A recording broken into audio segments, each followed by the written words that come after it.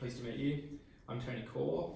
I'm here to speak to you about your project ideas so that I can see how we can help you. That's great.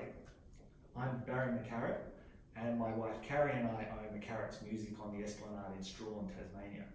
Our store has been in Strahan since the mid-70s. We've been supplying musical instruments, music lessons and sheet music to the people of Tasmania's west coast since then.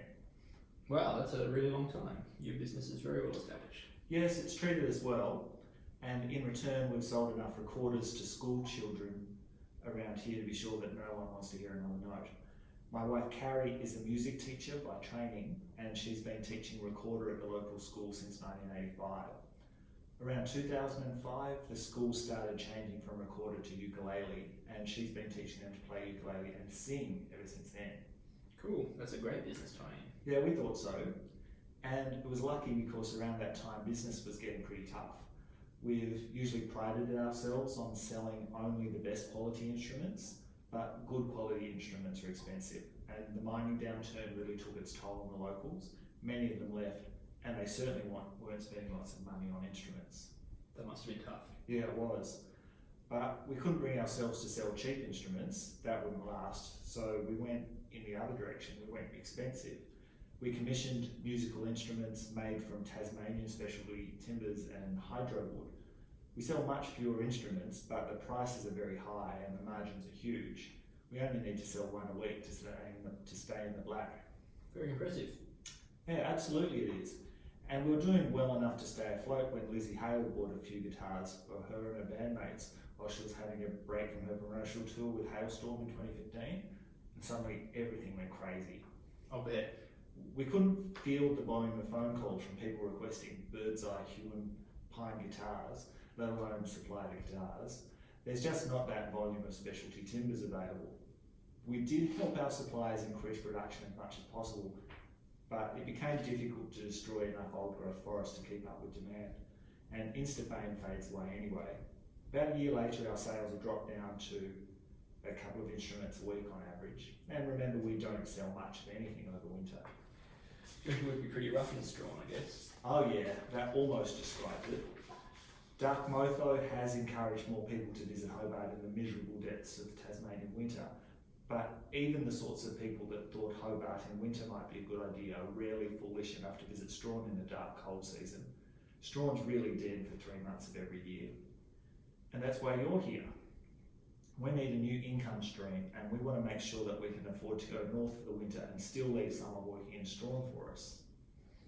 Okay, sounds like something we can help you with.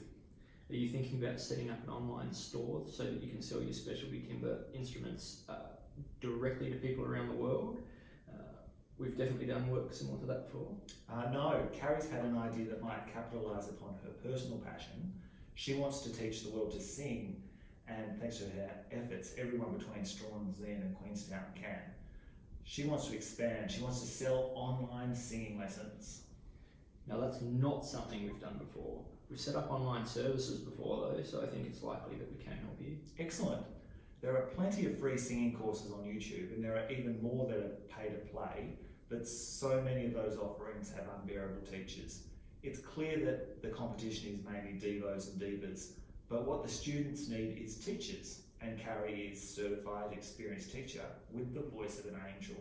It sounds very straightforward. We're talking about a website that can sell electronic resources. I'm guessing documents and videos. That shouldn't be too hard or expensive. But not just that. The system needs to be able to listen to the students performing and make determinations about whether they're in tune or not, if their harmonics are good. We want them to have clear feedback upon their progress. We want to have a better offering than the competition, not just because of the better teacher, but because of the better technology. That makes things a bit more difficult and interesting. I guess there are technologies out there that can determine those, but can you determine those things from a microphone? Yes, of course. It's pretty basic stuff, but we'll need to repackage it so that people learn how to sing. Imagine if you followed along in real time, if the system followed you along in real time and let you know where you were a bit flat or out of tune and provided an indication of what was necessary to fix the problem. That'd be a pretty amazing service, don't you think? It does sound like it could help people understand what they're doing wrong. And that's about half of what it takes to learn how to sing. Between the great teacher, good teaching materials, and the online assessment of singing, this is going to be really successful. How are you going to decide if the project has been successful? If we have enough money to go on holiday this winter, then it'll be a success. It's early February now, so we have 5 months to have $20,000 profit, which is what it will cost for flights and a month cruising the Mediterranean. We'll want to cover the cost of employing our casual Harmony son for a month full time. That's about $720 a week, and we'll be away 5 weeks. And Carrie's pretty insistent that our videos be thumbs up to 95% of the time. I think that's about the quality of the content more than anything you can do as an ICT project manager. So I think we'll be able to measure that separately from this project.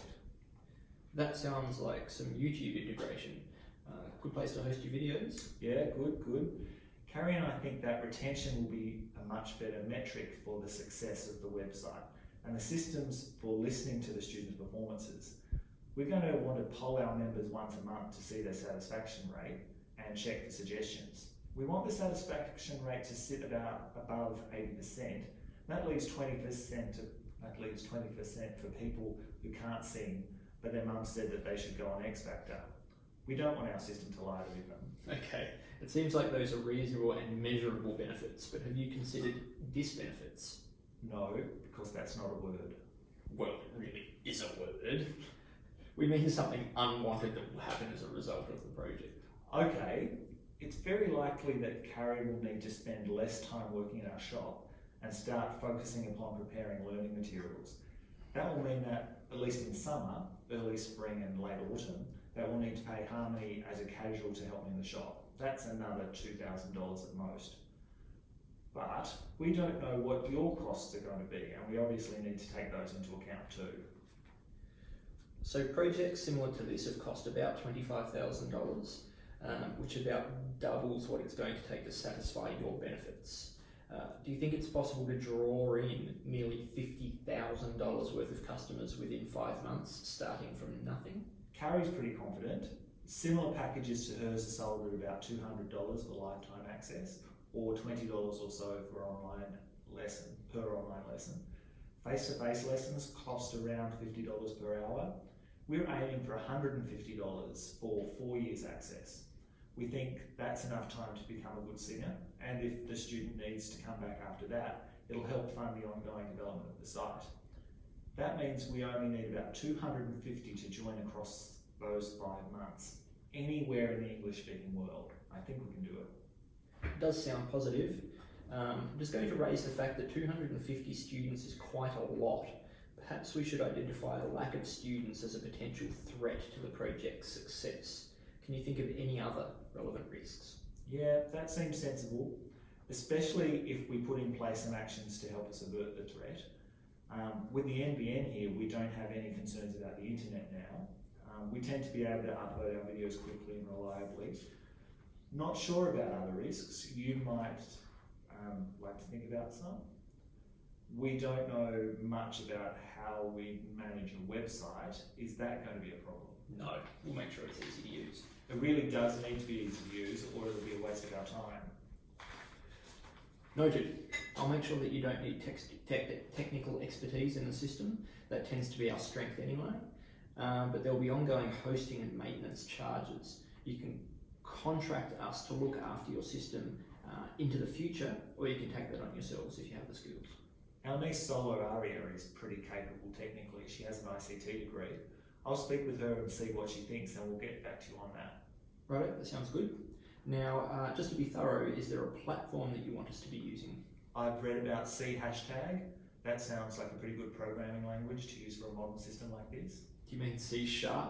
That's a pretty flexible language for a task like this, but the programming language should be invisible to your users. I'm confident that's a hashtag and not a sharp. Music is my life, but I'm happy for you to choose relevant platforms. It's not my expertise. Okay, leave it with us. Is there anything else that you need for this project? If there is, I'll be in touch. I think you know everything that I know right now. Excellent. I look forward to working with you on this. Let's speak again. Great, talk then.